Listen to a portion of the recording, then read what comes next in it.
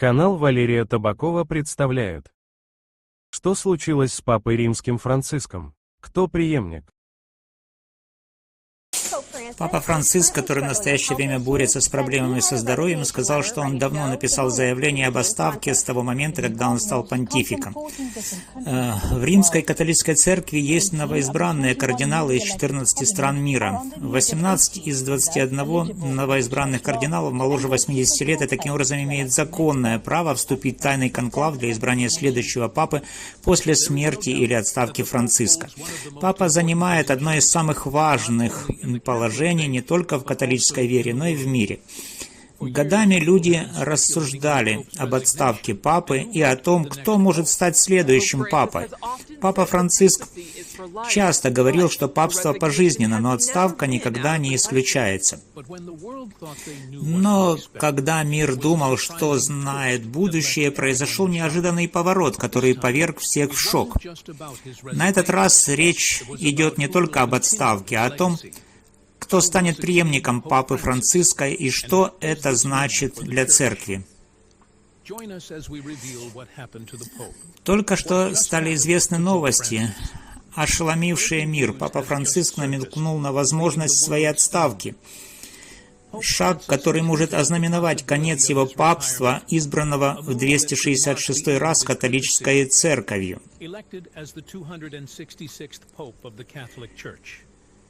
С 13 марта 2013 года Папа Франциск служил почти 12 лет. Однако сам Папа признал, что никто не может служить церкви бесконечно. В свои 88 лет он все больше обеспокоен своим здоровьем. Ходят слухи о том, что он болен, и о том, сможет ли он продолжить свое служение. Учитывая его возраст, многие рассуждают о том, что когда он решит отойти от дел, и что это решение будет означать для церкви.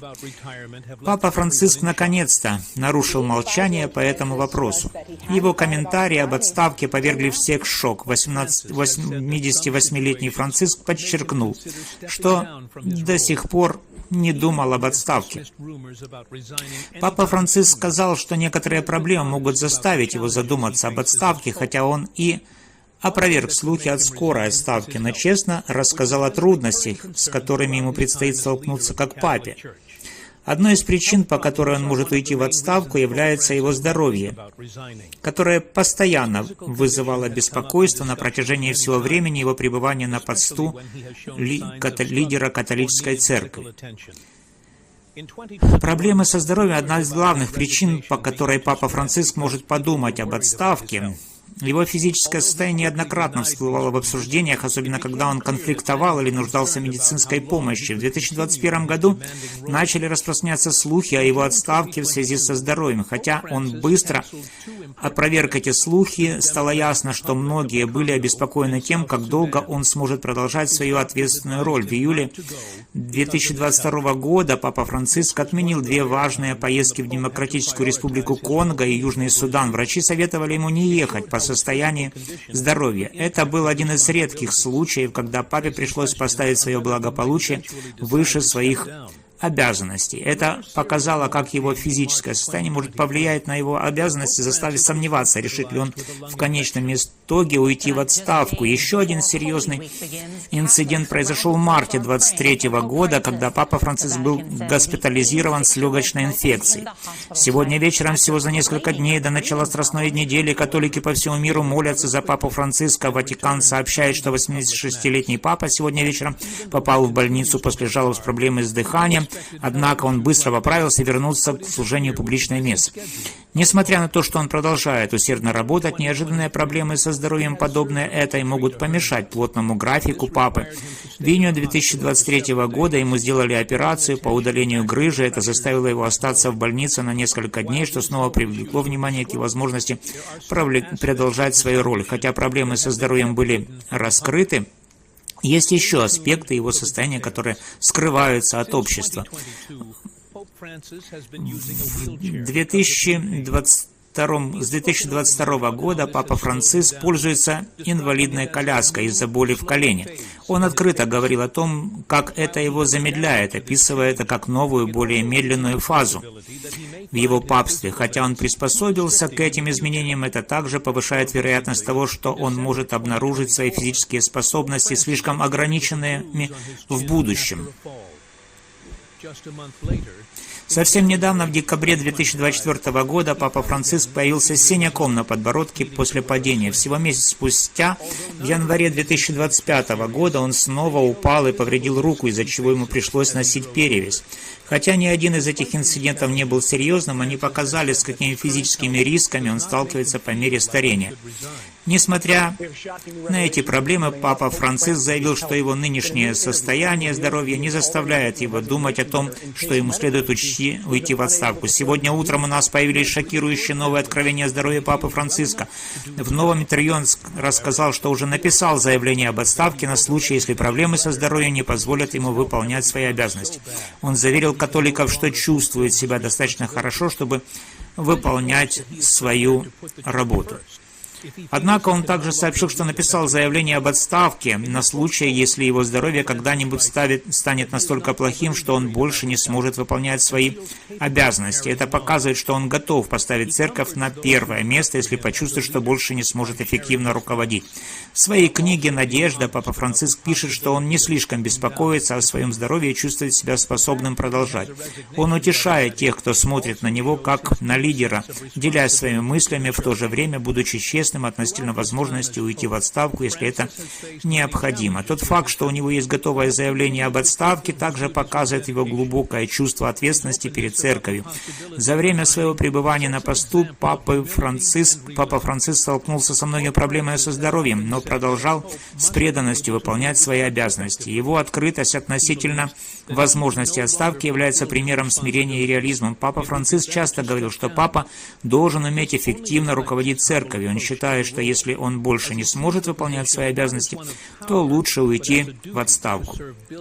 Это лишь отражает его скромный подход к своей должности, поскольку он рассматривает эту должность не как власть, а как обязанность служить миллиардам католиков по всему миру. Возможность отставки – это то, что он серьезно обдумывал.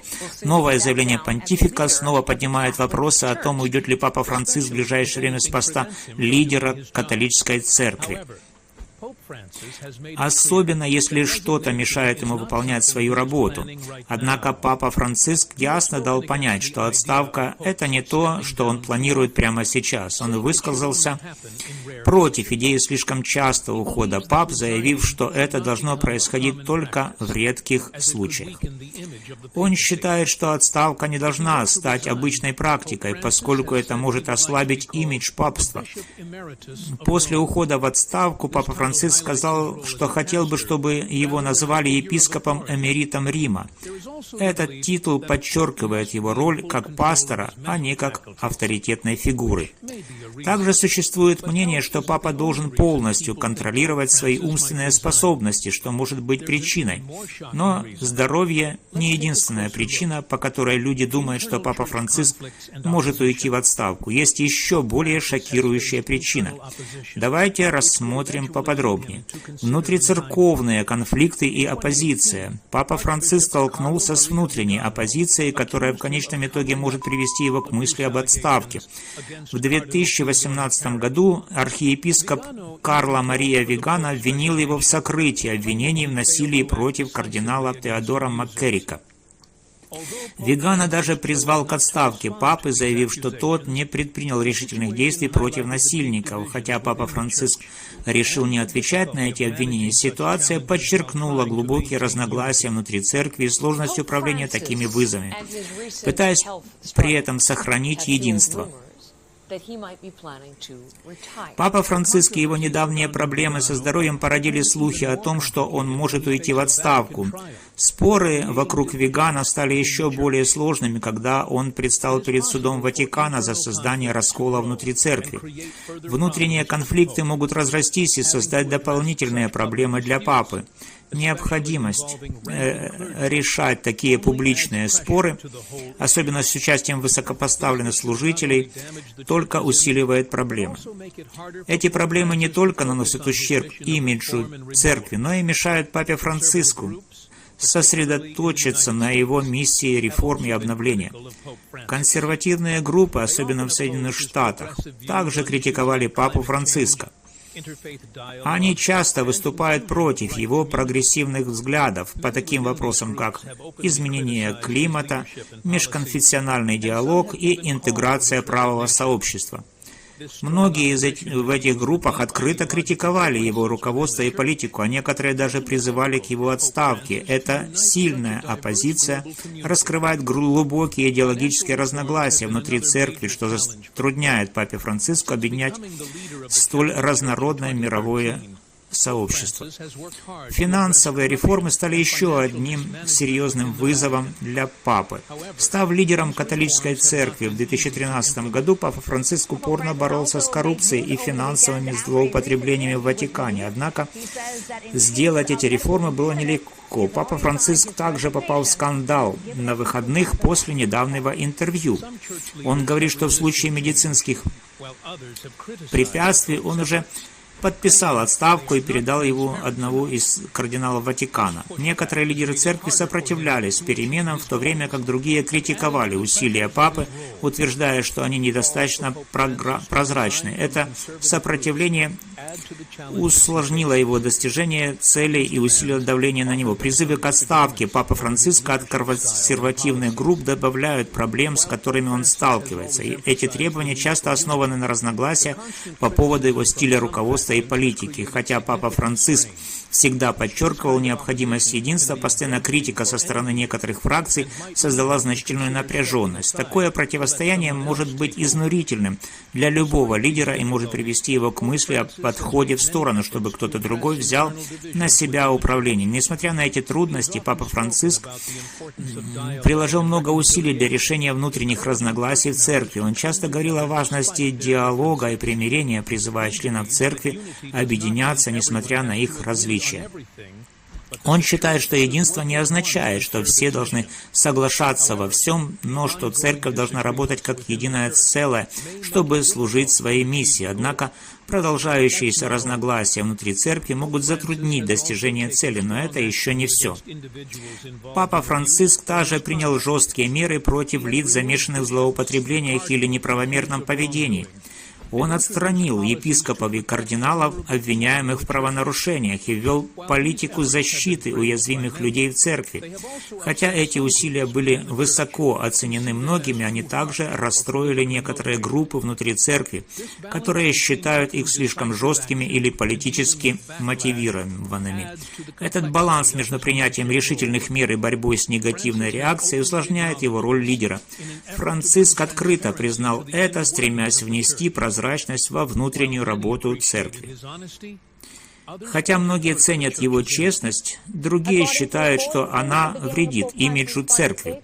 Согласно сообщениям с начала понтификата Папы Франциска, присутствие женщин в Ватикане увеличилось с 19,2% до 23,4% среди женщин, занимающих должности в Святом Престоле и городе-государстве Ватикан. Борьба с коррупцией была одним из главных приоритетов Папы Франциска. Он ввел финансовые аудиты и ужесточил надзор в Ватикане, чтобы убедиться, что средства используются надлежащим образом. Однако, многие из этих реформ встретили сопротивление со стороны церковных чиновников, которые извлекают выгоду из старых систем. Совокупный вес этих внутренних конфликтов и сопротивления может в конечном итоге заставить Папу Франциска задуматься об отставке. Возглавлять Вселенскую Церковь с таким количеством разделений и проблем – непростая задача. Особенно для того, кто также имеет дело с проблемами со здоровьем и старостью. Отставка могла позволить кому-то со свежей энергией и идеями взять на себя управление и помочь церкви двигаться вперед. Это также могло бы дать Папу Франциску возможность отдохнуть после многих лет интенсивной работы. Но тогда возникает вопрос. Если бы Папа Франциск ушел в отставку сегодня, кто бы взял бразды правления в свои руки? Выбрал ли Папа Франциск преемника? Или коллегии кардиналов нужно будет собраться, чтобы выбрать следующего лидера католической церкви? Многие христиане все еще интересуются, кто станет следующим преемником Папы Франциска. С другой стороны, Папа Франциск еще не раскрыл, кто, скорее всего, станет его преемником. Вместо этого он только поделился качествами, которые, по его мнению, необходимы для следующего папы. Это заставило людей рассуждать о том, кто из кардиналов обладает этими качествами. В конце концов, следующий папа будет выбран из числа кардиналов в соответствии с традицией. В настоящее время есть много кардиналов, служащих с Папой Франциском, но кто из них действительно воплощает качества, описанные Папой? И что еще важнее, кто является любимцем Папы Франциска? Ответ Папы на этот вопрос ошеломил многих, и мы собираемся раскрыть. Сегодня утром мы отчитываем время до конклава, тайного процесса, голосования по выборам следующего папы, который состоится всего через несколько часов, весь мир наблюдает за ним. Какому кардиналу он, судя по его комментариям, отдает предпочтение? Прежде чем мы углубимся в это, давайте поближе рассмотрим действующих кардиналов. Кардиналы, которые могут стать преемниками Папы Франциска, хотя неизвестно, кто станет следующим папой после Папы Франциска, многие считают, что кардинал Луис Тагли является наиболее вероятным кандидатом. Его выдающийся путь в католической церкви и качества, которые он демонстрировал на протяжении многих лет, выделяют его среди других кардиналов. Чтобы понять, почему его считают возможным преемником, важно взглянуть на его ранние годы и шаги, которые привели его к нынешнему положению. Крепкая связь кардинала Луиса Тагли с церковью началась еще в детстве. Родившись в Маниле, Филиппины, в 1957 году он вырос в глубоко религиозной католической семье. Родители научили его основам веры, доброты и служения другим. С юных лет Тагле проявлял большую преданность церкви, служил алтарником и принимал участие во многих церковных мероприятиях. Этот ранний опыт помог сформировать его пожизненную любовь к церкви и ее миссии. Путь Тагле к священству был отмечен годами упорного труда и учебы. Он учился в университете Атенеа де Манила, где изучал философию, а затем поступил в семинарию Сан-Хосе. В это время была очевидна его преданность. Он еще больше углубил свои знания, получив докторскую степень по священной теологии в католическом университете Америки. Его исследования были сосредоточены на роли церкви в современном мире, что подготовило его к лидерским ролям, которые он позже взял на себя. Луис Тагле стал священником в 1982 году. Он самый популярный кардинал на Фейсбуке, а его проповеди входят в число самых популярных на YouTube. Его зовут Луис Антонио Тагле, архиепископ Манила. Он родился в 1957 году в этом же городе, и в свои 55 лет он второй по молодости в коллегии кардиналов, начав карьеру, наполненную как преподаванием, так и пасторской работой. Будучи приходским священником, он помогал руководить своей общиной и строил прочные связи с теми, кому служил. В то же время он преподавал теологию будущим священникам, делясь своими знаниями и вдохновляя других. Важный шаг в карьере Тагла наступил в 2001 году, когда его назначили епископом Иммуса.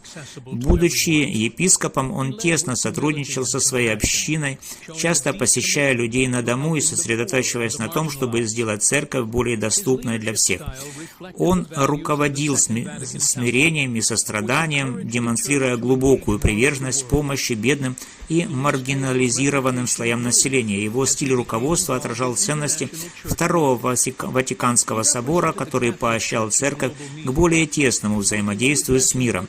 Репутация Луиса Тагли росла по мере того, как он начинал заниматься международной церковной работой.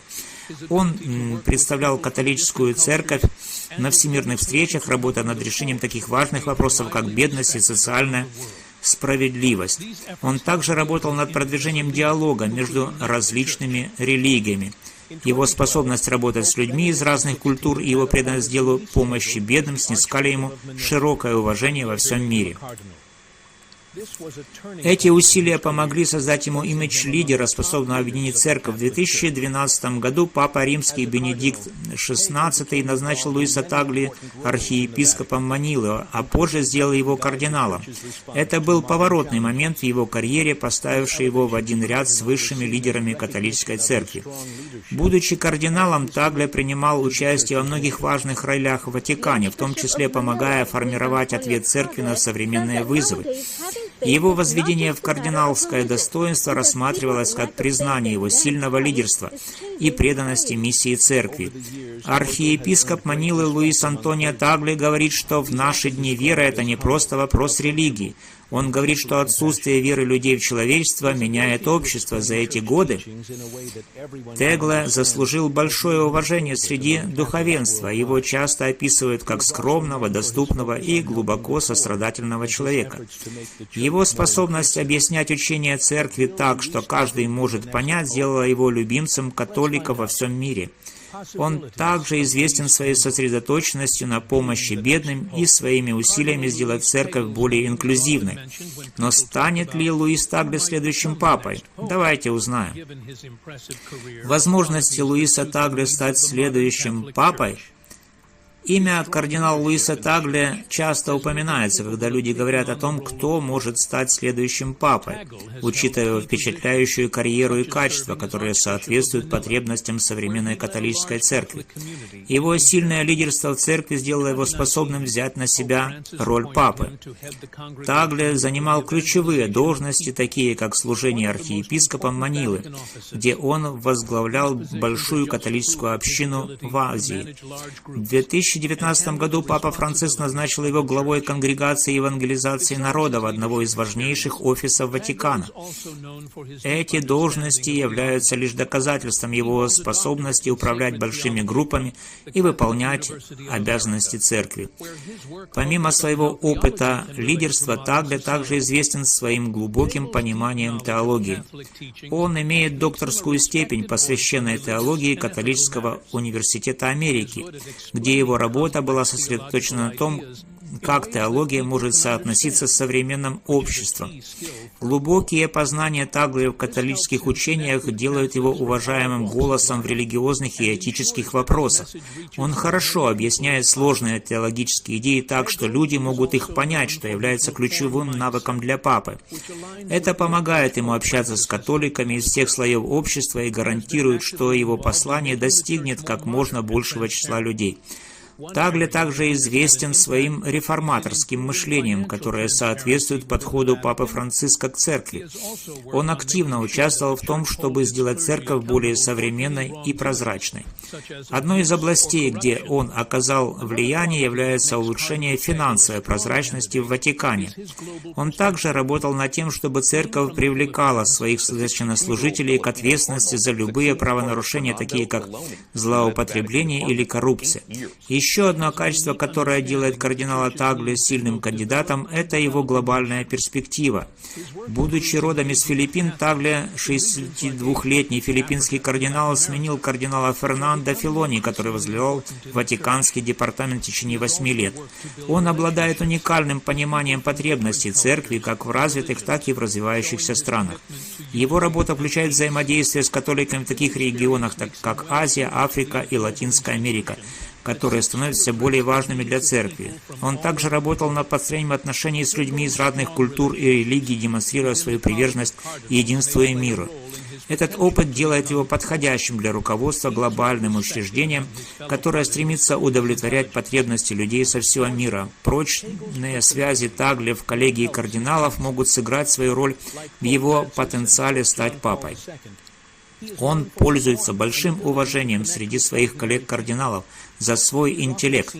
Более того, личность Тагле может помочь его шансам. Так, как и Папа Франциск и Папа Иоанн Павел II, он известен своей теплотой и способностью общаться с простыми людьми. Его часто можно увидеть общающимся с людьми из всех слоев общества, слушающим их истории и предлагающим утешение. Его доступная натура делает его любимой фигурой среди католиков по всему миру. Такая связь с верующими важна для любого папы, и это то, что Тагле разделяет с предыдущими популярными папами. Способность кардинала Тагле решать проблемы, с которыми сталкивается церковь сегодня, делает его сильным кандидатом на папство. Церковь в настоящее время сталкивается со множеством проблем. В совокупности все эти качества делают кардинала Луиса Тагле одним из лучших кандидатов на место преемника папы Франциска. Помимо того, что он самый квалифицированный кардинал, многие считают, что Тагле – любимчик папы Франциска. Но насколько верны предположения о том, что Тагле уже завоевал сердце нынешнего папы? Благословит ли папа Франциск Луиса Тагле? Многие считают, что папа Франциск может выбрать кардинала Луиса Тагле своим преемником, и для этого есть несколько причин. Одной из главных причин является частое назначение, которое папа Франциск сделал кардиналу Тагле, что показывает доверие и уверенность папы в нем. На протяжении многих лет папа Франциск постоянно давал Тагле важные обязанности, что является явным признаком его веры в его способности. Например, в 2019 году папа Франциск назначил Тагле префектом конгрегации евангелизации народов, весьма влиятельной должности в церкви. Эта роль показывает, что папа доверяет Тагле руководство одним из важнейших отделов церкви. Такая схема назначений заставляет многих думать, что папа Франциск готовит Тагле к еще большей ответственности в будущем. Еще одна причина, по которой люди думают, что папа Франциск может поддержать кардинала Тагле, это публичная похвала, которой он его удостоил. Папа Франциск часто высоко отзывался о Тагле в своих речах и трудах. Папа назвал Тагле скромным, умным и глубоко духовным человеком. Во многих своих публичных выступлениях папа Франциск хвалил работу Тагле и его способность общаться с людьми, что делает его уважаемой фигурой в церкви. Это публичное признание предполагает, что папа видит в Тагле не только надежного союзника, но и человека, разделяющего ценности и подход к руководству церковью. Их сотрудничество в реформах также предполагает, что папа Франциск может рассматривать Тагле как потенциального преемника. Папа Франциск сосредоточился на реформах в различных областях, таких как повышение финансовой прозрачности, борьба со злоупотреблениями со стороны духовенства и повышение инклюзивности церкви. Кардинал Тагле тесно сотрудничал с папой в этих инициативах, часто беря на себя руководящие роли в проектах, связанных с социальной справедливостью, с заботой об окружающей среде и межконфессиональным диалогом. Например, Тагле играл видную роль в Синоде на Амазонке, где папа и Тагле разделяли схожие взгляды на ответственность церкви по заботе о коренных общинах и окружающей среде. Кроме того, общая приверженность папы Франциска и кардинала Тагле социальной справедливости и инклюзивности является еще одной причиной, по которой многие считают, что папа может выбрать Тагле своим преемником. Оба страстно отстаивали интересы бедных, маргинализированных и уязвимых слоев общества. Однако, несмотря на эти позитивные комментарии, папа Франциск официально не одобрил кардинала Тагле в качестве своего преемника. Процесс выбора нового папы сложен и включает в себя коллегию кардиналов. Хотя предпочтения уходящего папы могут повлиять на выбор, окончательное решение принимается на тайном конклаве кардиналов, где голоса подаются тайно. Однако внимание кардинала сосредоточено на выборе лидера, который будет руководить церковью в соответствии с волей католического Бога. Хотя многие католики уже интересуются, кто займет место папы Франциска. Только время раскроет личность этого человека. Как вы думаете, уйдет ли папа Франциск в отставку в ближайшее время?